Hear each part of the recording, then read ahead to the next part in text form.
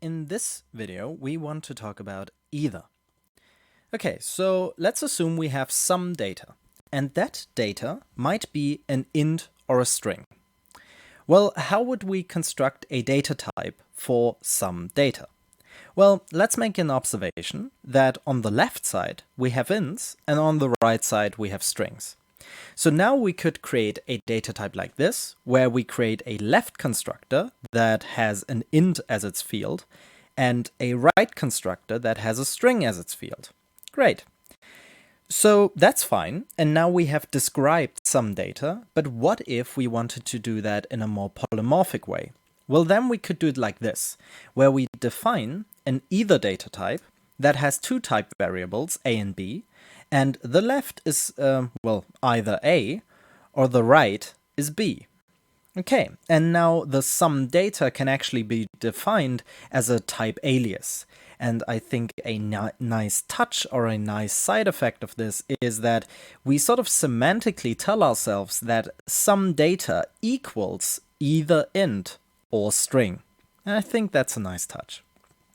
Okay, so the cool thing about this is, of course, that when we have a list of some data, it either contains ints or strings. Well, of course, it doesn't. It only contains some data, but if we just ignore the left and right constructors, then yes, the list contains ints and strings.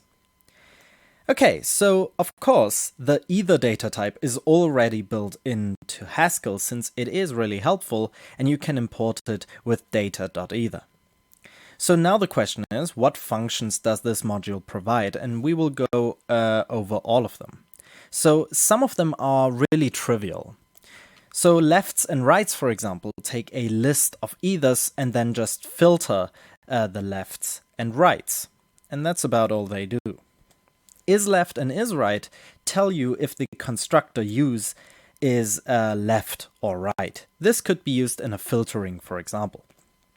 Okay, and then there is fromLeft and fromRight that, as their first argument, take a default value and then they take an either and then they try to get a value from left or from right. But of course, if the constructor provided is not the left or right, but it's the opposite, then the default value is returned. So these functions are not that interesting, but there are two very interesting functions in here that are called either and partition eithers. So let's look at them.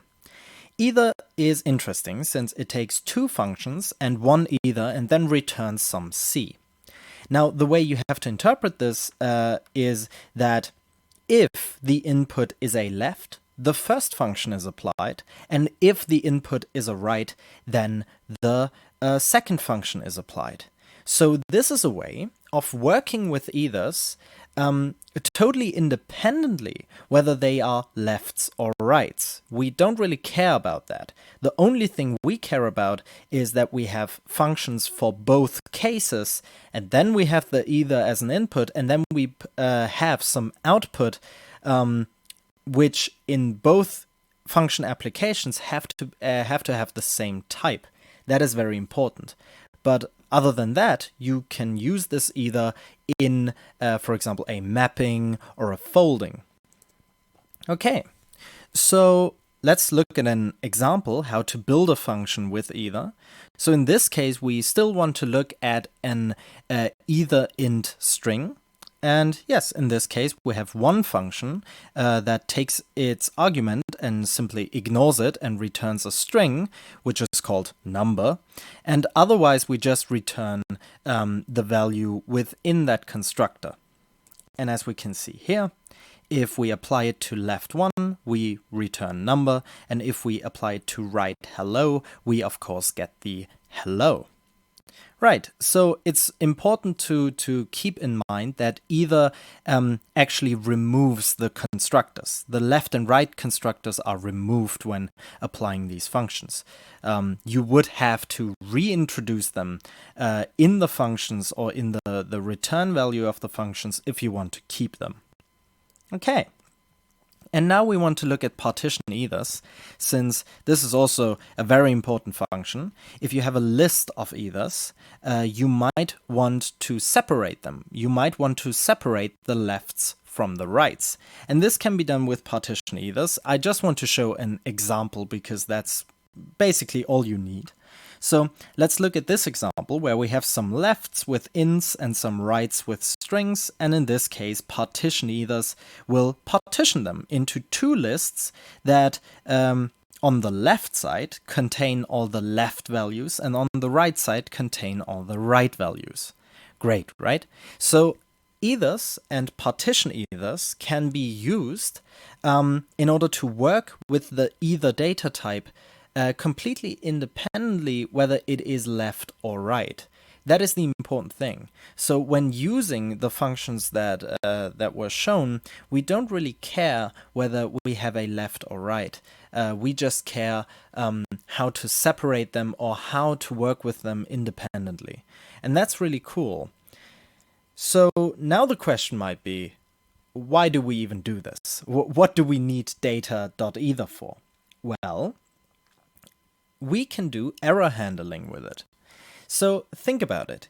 It is just like a maybe, but the nothing in this case holds its own value. So let's look at the two definitions. Of course, we have already seen maybe in another video.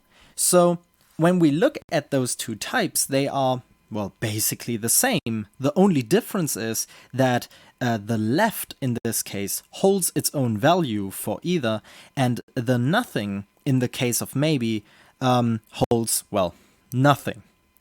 And when we do error handling, what we sort of, well, the consensus was that nothing represents some error state and the just represents some correct value. Well, the same thing holds for ethers, where left is the wrong value, basically, the erroneous value, and right is the correct value.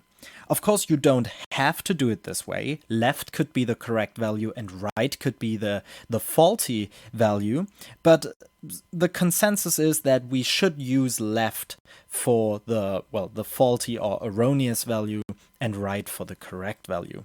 So this is really cool, since now we can return the incorrect value in the case of left, and then we could, for example, print it to the user and say, hey, there was something wrong with your input, or something like this.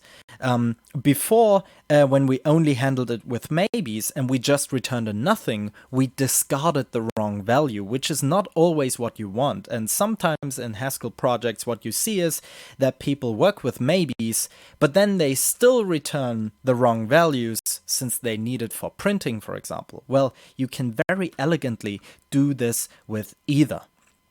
Okay, so that's what either is. And now, well, I want to sort of talk to you, the viewers, as a sort of call to action. Since this series has sort of concluded, I've talked about all the topics I wanted to talk about. So if there are any topics that you, the viewer, wants to see or wants to have explained, or something that, well, might not be clear or whatever, feel free to leave some suggestions in the comments. Of course, I'm not a professional Haskell developer, so and not every topic is something that I can talk about, but I will try to research the topics well as I can, and try to present them in a, well, somewhat understandable manner. Okay, so thanks for watching.